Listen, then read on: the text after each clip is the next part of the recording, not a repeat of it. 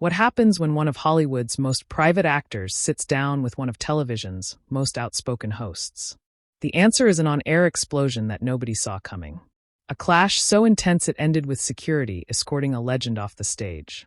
This is the story of the interview that shocked millions of viewers and left the panel of The View completely speechless. Before we dive into this incredible confrontation, make sure you hit that subscribe button and drop a comment below telling us what you think about what went down. Trust me, you're going to want to be part of this conversation. The studio audience was buzzing with anticipation as Mark Harmon walked onto the set. Known for playing Leroy Jethro Gibbs on NCIS for nearly 2 decades, Harmon rarely did talk show appearances, which made this interview something of a television event. He settled into the guest chair with his characteristic quiet confidence, offering a polite smile to the hosts and a wave to the audience. Whoopi Goldberg started things off warmly. "Mark, thank you so much for being here. We know you don't do a lot of these kinds of shows, so we really appreciate you making time for us." "Happy to be here," Harmon replied, his voice measured and calm. "You've been a part of one of the longest-running shows in television history," Whoopi continued. "What do you think made NCIS connect with audiences for so long?" Harmon leaned forward slightly. "I think people responded to the characters. They felt real. They had flaws. They made mistakes, but they always tried to do the right thing. In a world that can feel pretty chaotic, I think audiences appreciated watching people who had a moral compass even when things got complicated." Sarah N. jumped in next. "You left the show a few years ago, but fans are still talking about it. Was it hard to walk away from a character you played for so long?" "It was time," Harmon said simply. "I'd told the story I wanted to tell with that character. Staying longer would have felt like I was just going through the motions, and I don't think that would have been fair to the fans or to the show." The conversation had been pleasant enough so far. The kind of safe interview that Mark Harmon was known for giving on the rare occasions he sat for one. But then Joy Behar, who had been sitting quietly at the end of the table, decided to shift gears. "Mark, can I ask you something?" Joy said, her tone already carrying an edge that made the other hosts glance in her direction. "Of course," Harmon replied. "You've made a career playing this very stoic, very traditional, very masculine character," Joy began. "Some would even say it's a throwback to an older time. Do you ever worry that you've been promoting a kind of outdated vision of masculinity? You know, the strong, silent type who doesn't talk about his feelings, who solves everything with toughness instead of communication." There was a moment of silence on the set.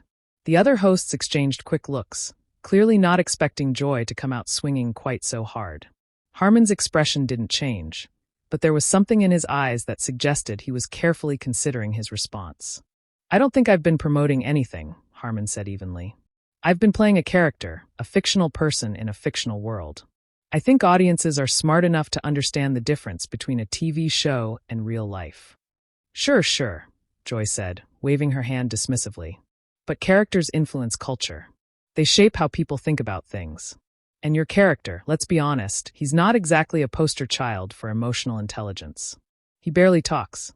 He keeps everything bottled up. He's always in control. That's not healthy, and it's not what we should be teaching men." Sunny Host interjected carefully.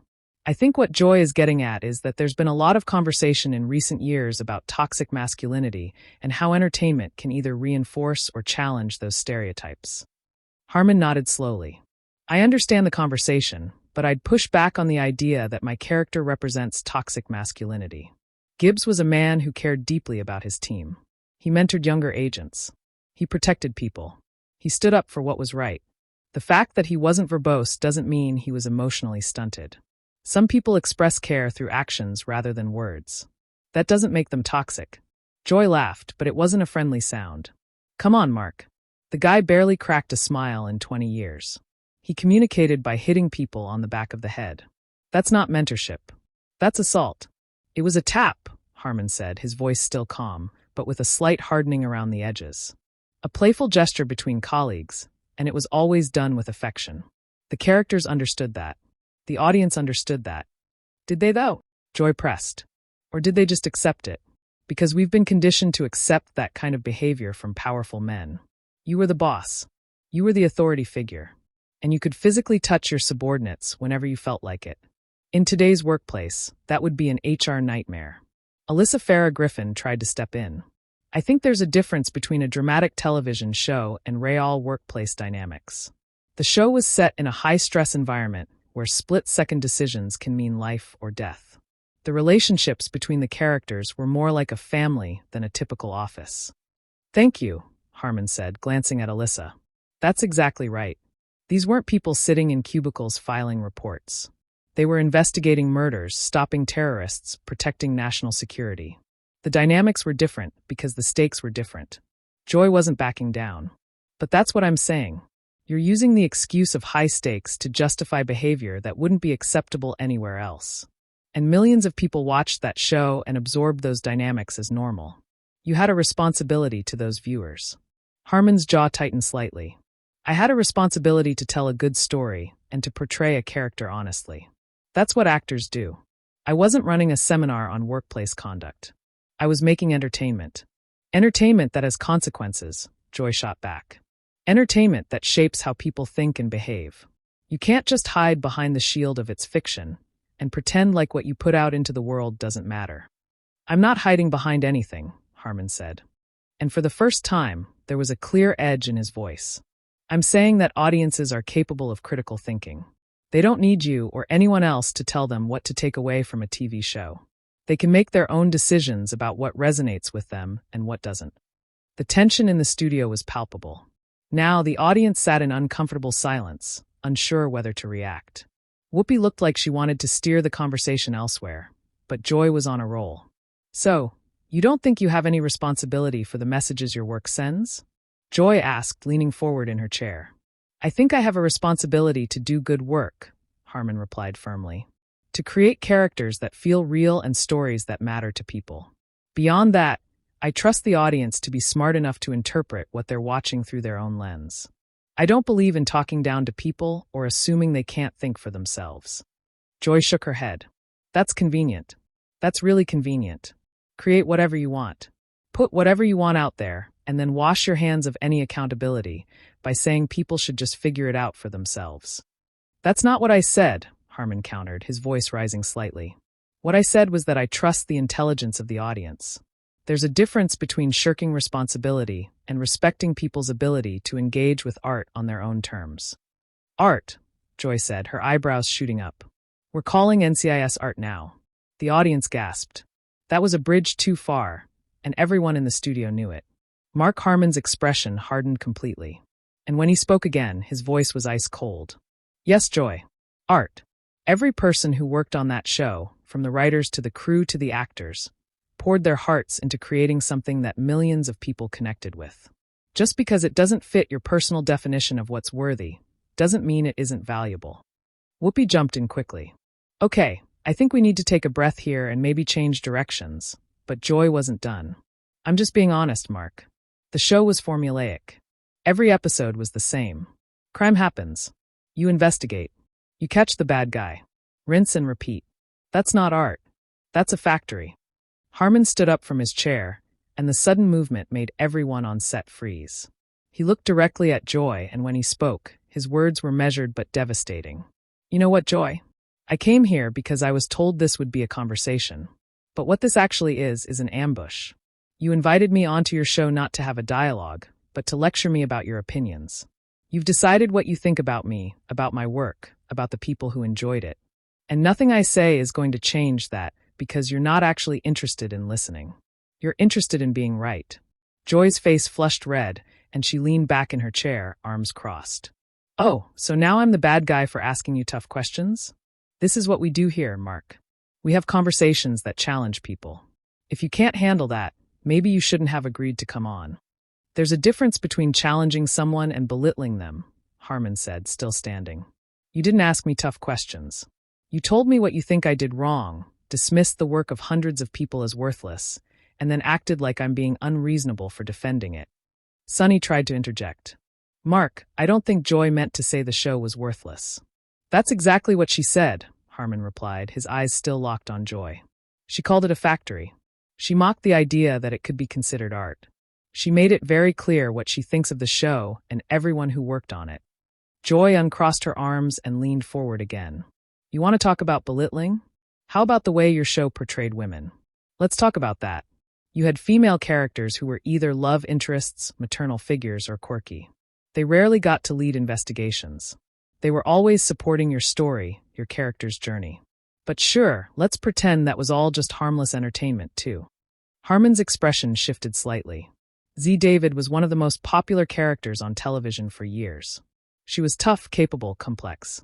Kate Todd was a Secret Service agent who could hold her own in any situation. Abby Sudo was a brilliant forensic scientist who solved cases nobody else could crack. These weren't background characters, Joy. They were integral to the show. They were integral to supporting you, Joy fired back. Your character was always the center. You were always the one with the final word, the final decision. They revolved around you like planets around the sun. That's not equality, Mark. That's the same old patriarchal structure dressed up in modern clothes. Alyssa tried again to mediate. I think the show did evolve over time. There were more female-led episodes in later seasons, more focus on the women's personal stories. After how many years? Joy challenged. After how many seasons of making Mark the hero of every single story? Harmon shook his head slowly. The show was called NCIS, not The Gibbs Show. Yes, my character was the team leader, but every member of that team had their own arcs, their own moments to shine. And by the way, when I left, the show continued successfully with other characters taking the lead. If it had really been all about me, the show would have fallen apart. But it didn't, because it was always about the ensemble. Joy laughed again, that same harsh sound from before. You really believe that, don't you? You really think you weren't the reason people watched? I think I was part of the reason, Harmon said carefully. But I was never the only reason. And the fact that you can't acknowledge the contributions of everyone else on that show says a lot more about you than it does about me. The other hosts looked deeply uncomfortable now. Whoopi tried once more to redirect. Listen, I think we're getting into some territory here that maybe isn't productive. Mark, why don't we talk about your other projects? But Joy wasn't finished. No, I want to hear this. I want to hear Mark explain how a show that ran for 2 decades with him as the clear star wasn't actually about him. I want to hear how that makes sense. Harmon's patience was visibly fraying. You're twisting what I'm saying. I never said the show wasn't partly about my character. I said it wasn't only about my character. There's a difference. And if you were actually listening instead of preparing your next attack, you'd understand that. Attack! Joy's voice went up an octave. Oh, so asking you to take accountability for your work is an attack. Now, this is rich. This is really rich. You come on our show, you get asked some basic questions about representation and responsibility, and suddenly you're the victim. Do you hear yourself? I hear myself just fine, Harmon said, his voice dropping lower, more controlled. What I'm not hearing from you is any willingness to engage with what I'm actually saying. You've built this version of me in your head, this version of the show, and you're arguing with that instead of with the person standing in front of you. Sarah N. spoke up gently. Mark, I think what might be getting lost here is that Joy is expressing concerns that a lot of people have had about traditional television and how it's portrayed gender dynamics and masculinity. It's not personal. It feels pretty personal, Harmon said, looking at Sarah. When someone tells you that your life's work is meaningless, that it's done damage to society, that it's promoted harmful values. How exactly is that supposed to feel? Joy stood up now, too, matching Harmon's stance. Oh, spare me the wounded artist routine. You made millions of dollars playing the same character for 20 years. You got fame, success, adoration from fans, and now you want sympathy because someone dared to critique the cultural impact of your work. You want to be above criticism because you're Mark Harmon, because you're a television icon. I don't want to be above criticism, Harmon said, his voice tight with controlled anger. I want to be criticized fairly. I want someone to actually engage with what the show was, not what they've decided it was to fit their narrative. You haven't said one accurate thing about NCIS since I sat down. Not one. I've said plenty of accurate things, Joy countered. You just don't like hearing them. You don't like being told that maybe, just maybe, the image you projected for 20 years wasn't as positive as you thought it was. You don't like having your legacy questioned. Harmon took a step closer to Joy's position at the table. My legacy isn't for you to define. It's not for anyone at this table to define. It's for the people who watched the show, who connected with the characters, who wrote letters telling us how much it meant to them. Those are the people whose opinions matter to me, not someone who's decided to turn this interview into a platform for their own agenda. Agenda? Joy's voice was incredulous. What agenda? Wanting better representation in media is an agenda now? Wanting male characters who can be vulnerable and emotionally available is an agenda? Wanting television to reflect the reality that women are just as capable of leading as men is an agenda. No, Harmon said firmly. But using me and my show as a punching bag to make your points without any nuance or context or willingness to see anything beyond your predetermined conclusions, that's an agenda. And I'm done being part of it. Whoopi stood up now, her hands raised. Okay, let's everyone just take a beat here. This has gotten way too heated, and I think we all need to step back. But Joy ignored her. You're done. You're done. You came on our show, Mark. You agreed to be here. You don't get to storm off just because you don't like the questions. These aren't questions, Harmon said, his voice rising. These are accusations dressed up as questions. You're not interested in my answers. You prove that when you kept talking over me, kept dismissing everything I said, kept pushing your interpretation regardless of what I told you. Sunny stood up as well, trying to physically position herself between Joy and Mark. I think we all need to remember that we're on live television right now and that millions of people are watching this. Good, Joy said, not breaking eye contact with Harmon. Let them watch. Let them see what happens when someone who's been protected by fame and success for decades finally gets challenged on his choices. Let them see how he reacts when he doesn't get the softball interview he expected. Harmon's face was red now, his jaw clenched. You think this is about me wanting softball questions? I've done interviews for 40 years, Joy. I've answered tough questions before. The difference is those interviewers were actually interested in having a conversation. They listened. They engaged. They didn't come in with their minds already made up about who I am and what I represent. I know exactly who you are, Joy said coldly. You're a relic of an era that's passed you by. You made a career playing a character that younger generations see for what it really was. A fantasy of masculine authority that doesn't hold up under any real scrutiny. And instead of acknowledging that times have changed and maybe, just maybe, you could have done better, you're standing here acting like you're the one who's been wronged. The studio was dead silent. Even the crew had stopped moving. Everyone was frozen, watching this confrontation unfold with a mixture of horror and fascination. Harmon's voice, when he finally spoke, was quiet but filled with barely contained fury. You don't know me at all. You don't know anything about me except what you've invented to fit your narrative. And you know what's really sad, Joy? You could have had an actual conversation today. You could have asked me real questions about the evolution of television, about how we tried to address representation over the years, about the challenges of playing a character for that long and trying to keep it fresh and relevant. We could have talked about all of that, but you didn't want that. You wanted this. You wanted a fight, and congratulations, you got one. Joy's expression hardened even further. Oh, don't try to flip this on me. Don't try to make this about me wanting a fight. You're the one who stood up. You're the one who got defensive the second I asked you something that wasn't glowing praise. You're the one who can't handle being questioned about your work. Questioned. Harmon's voice was incredulous now. You didn't question me, Joy. You attacked me. From the moment you opened your mouth, you came at me with accusations and insults. You called my work meaningless. You called me a relic. You dismissed everything I said without even considering it. That's not journalism. That's not conversation. That's just you performing for your audience. Joy took a step toward him, and Sunny quickly moved to maintain space between them. Performing? You want to talk about performing? You spent 20 years performing the same character, the same tough guy routine, and now you're mad because someone called you out on it. You can't handle it when the script isn't in your favor. Alyssa's voice was urgent now. Guys, seriously, we need to calm down. This isn't helping anyone. But neither Joy nor Mark were listening anymore. Harmon pointed his finger at Joy, his voice shaking with anger. You know what your problem is? You think that because you sit behind this table every day and share your opinions on television, that makes you some kind of authority on everything. You think you can judge people's entire careers, their entire lives based on your limited understanding of what they do. You don't know what went into making that show.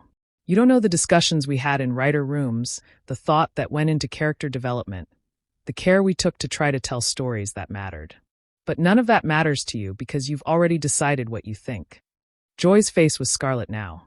Don't you dare stand there and lecture me about understanding things. I've been in this industry longer than you have. I've been speaking my mind on this show for decades while people like you sit in your comfortable bubbles, making the same safe choices over and over again. You want me to applaud you for doing the bare minimum?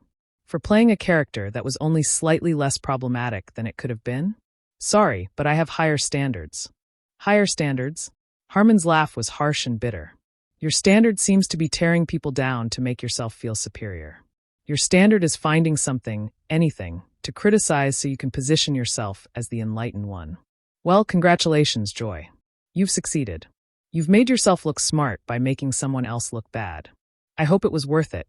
Whoopi's voice cut through, loud and commanding. That's enough, both of you. That's enough. We're done with this segment.